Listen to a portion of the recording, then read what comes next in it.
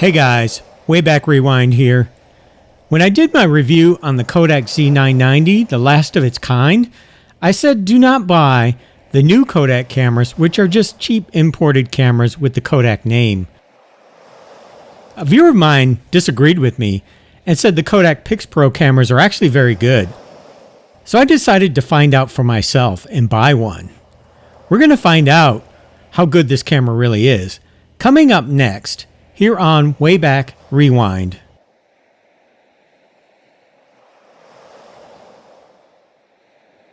Kodak was founded in 1880 by George Eastman by selling photographic dry plates. He called his company Kodak because K was his favorite letter, and it's a totally made-up word. The first Kodak camera was created in 1886. They introduced a second one in 1888 that became wildly popular. Prior to this time, photography was a niche hobby, but the Kodak camera changed all that. The slogan was, "You press the button, we do the rest." George Eastman grew up in Rochester, New York, and Kodak's headquarters are still there to this very day. My loyal viewers know that this is also my hometown as well. Kodak grew rapidly in the 100 years after it was founded and peaked in the 1990s, with Kodak Park eventually covering 1,600 acres. And this is where the historians get it all wrong. Kodak at its heart was a chemical company, and the majority of the profit was in film and film processing. Historians blame Kodak for failing to embrace digital photography, and yet pivoting to digital photography would have meant shutting down their main business, which is film. And yet that is ultimately what happened. The film business dried up, and Kodak could not survive in the digital age. Bankruptcy was declared in 2012, and Kodak exited the digital camera business. Half the buildings in Kodak Park were torn down. Most others are leased out today. Plans to redevelop this area have fallen through. In 2013, Kodak announced a deal to license the Kodak brand name and marketing rights to JK Imaging of California. Not much is known about JK Imaging.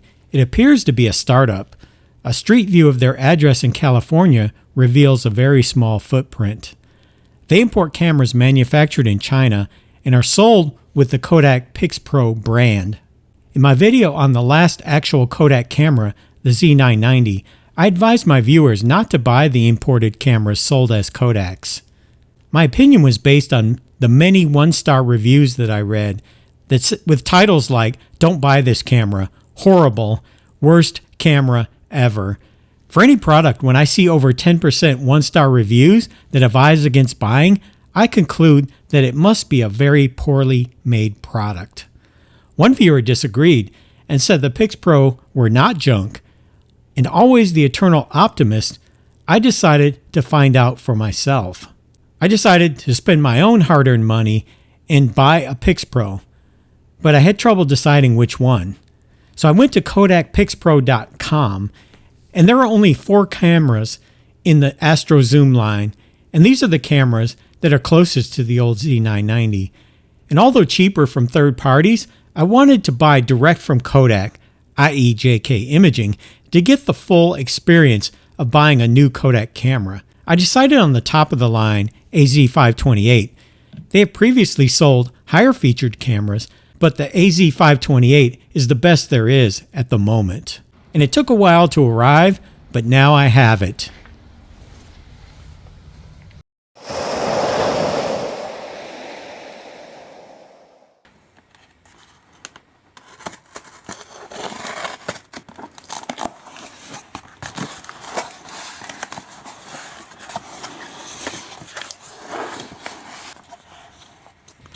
Kodak brand licensee.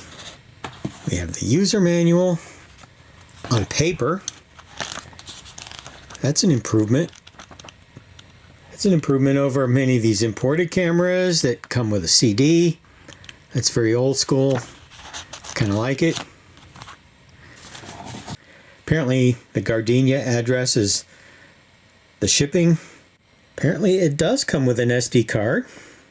One advantage over buying this directly from Kodak PixPro is that they tested it and it includes an SD card.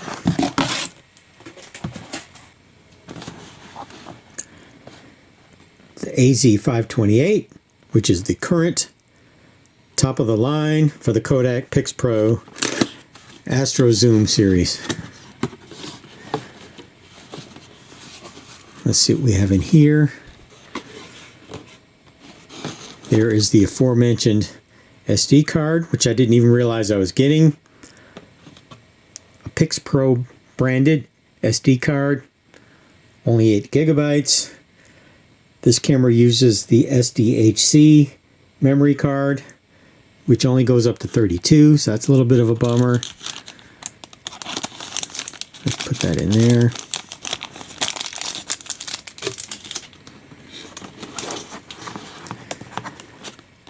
Do not return this to the store, which is not an issue because I didn't buy it in a store. Quick start guide. Warranty card. Do not return product before contacting JK Imaging. For the remainder of this video, when I say Kodak, I'm referring to the JK Imaging licensed Kodak.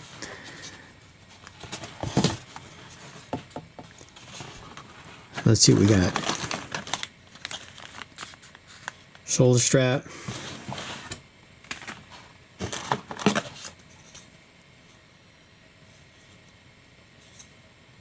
Lens cap. Just verifying this is a micro USB, what I call old school USB. Power brick.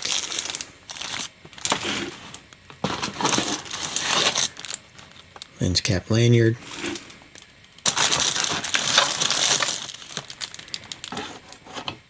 And there it is.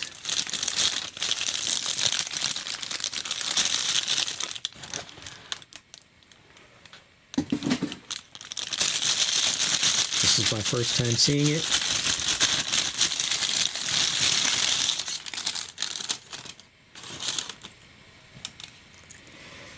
The Astro Zoom 528. And here it is compared to the old Z990.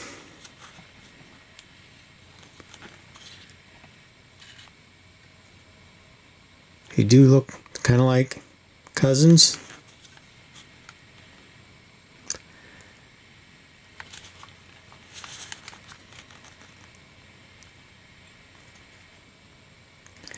So right away, there are some advantages. This camera has a rechargeable battery. It's included. That's interesting. It holds it in place. So this camera has a rechargeable battery. That one uses 4 AA's. Battery life was always a complaint with that camera, so they've addressed it with a rechargeable battery. That little spring-loaded tab holds the battery in place. Interesting.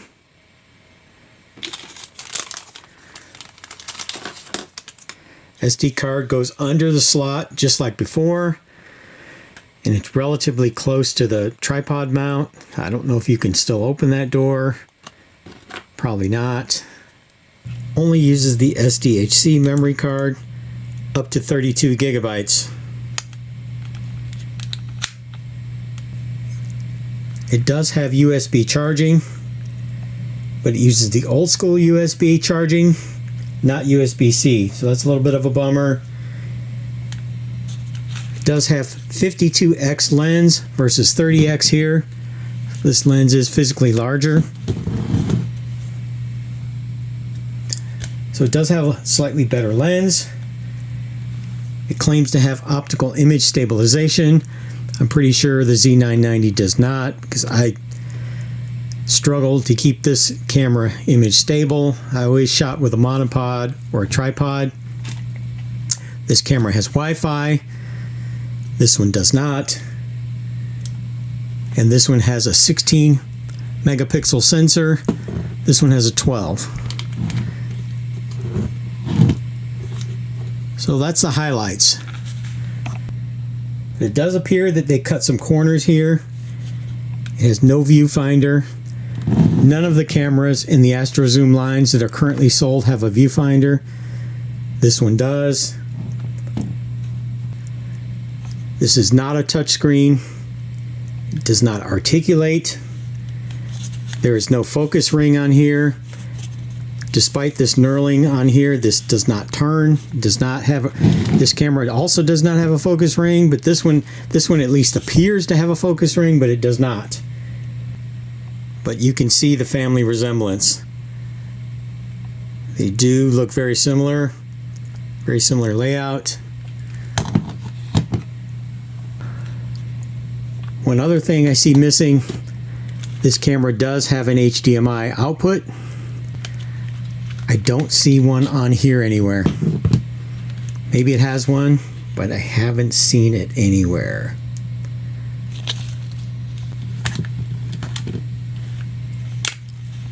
They both have a flash built in. Built-in flash is nice.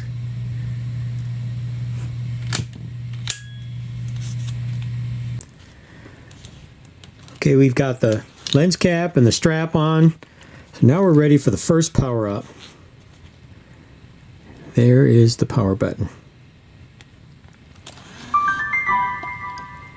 That's nice. It plays you a little song.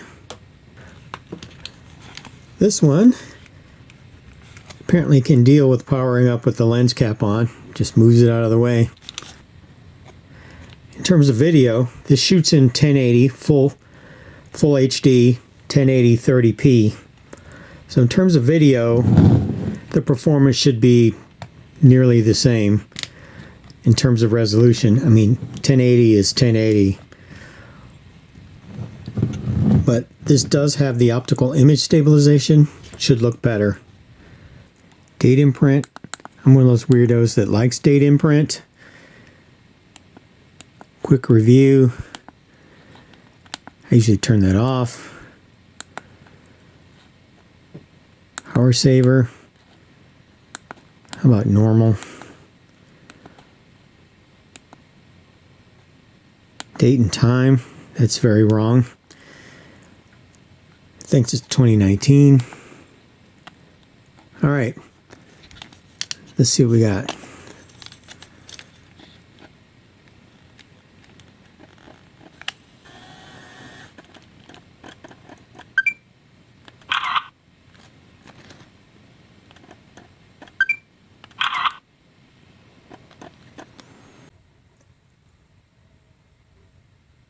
One last thing I want to show you is how to connect the Wi-Fi. Having the Wi-Fi helps to alleviate the fact that you do not have a viewfinder.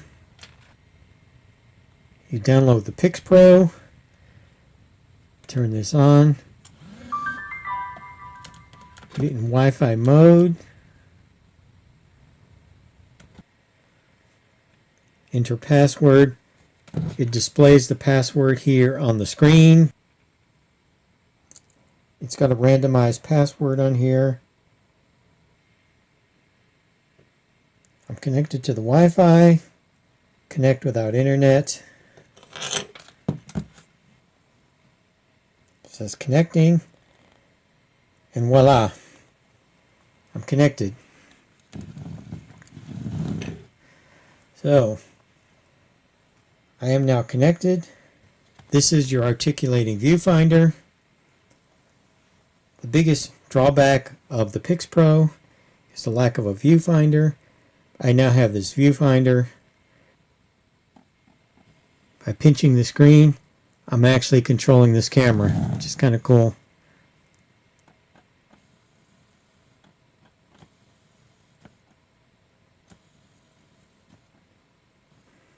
If I want to record, I just took a picture. If I want to record, I'm now recording. I'm now recording. with modern technology, viewfinders are kind of disappearing. I have the ability to use this to record. I can set frame rate up here, aspect ratio,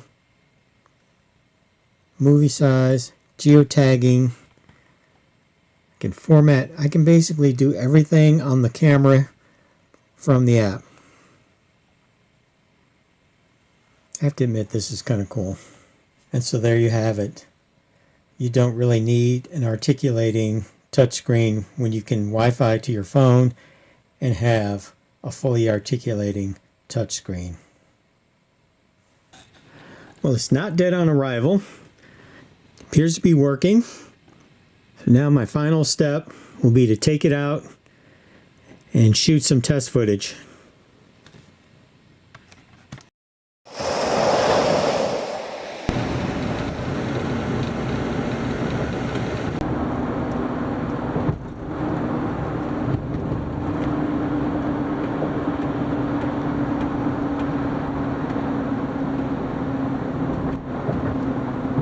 So I walked around downtown Houston with this camera. The microphone is very sensitive. Unfortunately, your audio options are pretty limited. There's no manual adjustment that I could find, and it picked up a lot of background noise and a lot of wind noise. I've damped it out here as much as I could, but I took some stills. The stills come out very nice. As a stills camera, I'm very happy with the zoom lens, and it's able to focus at a great distance, and you can hold it steady enough to take good pictures. So I'm very happy with this as a still camera. Now, taking video, I did run into some issues.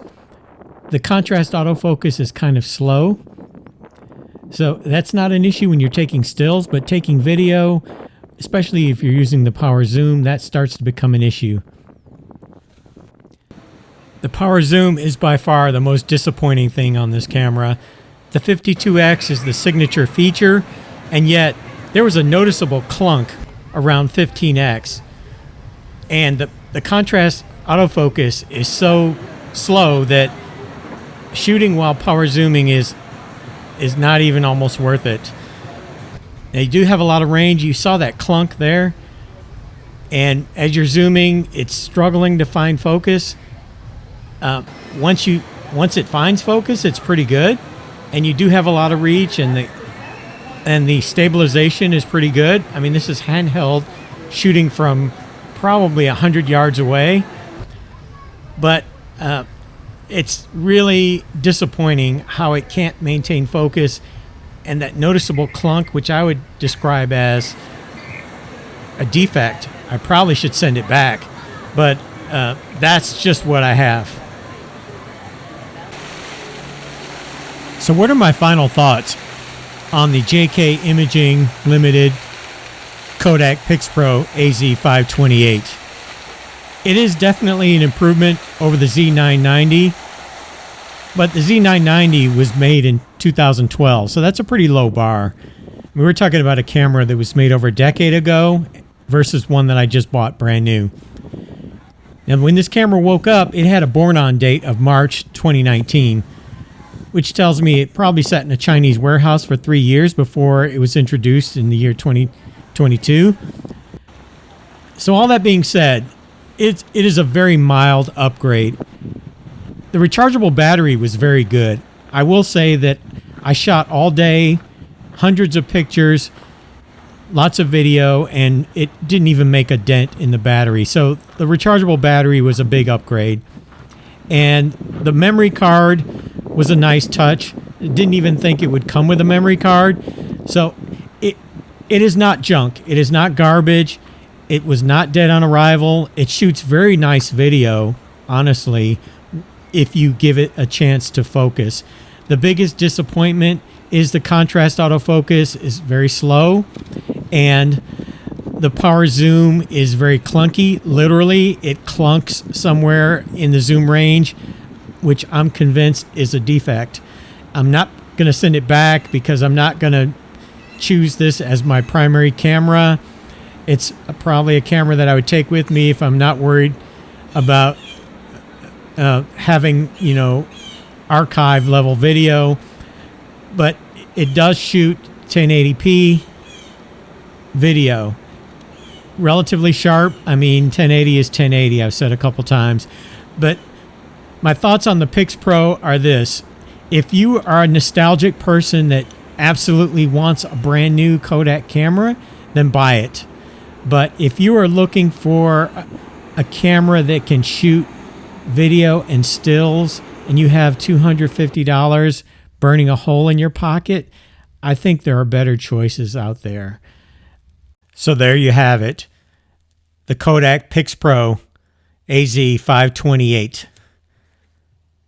If you found this interesting, please like or subscribe to my channel, and thank you for watching.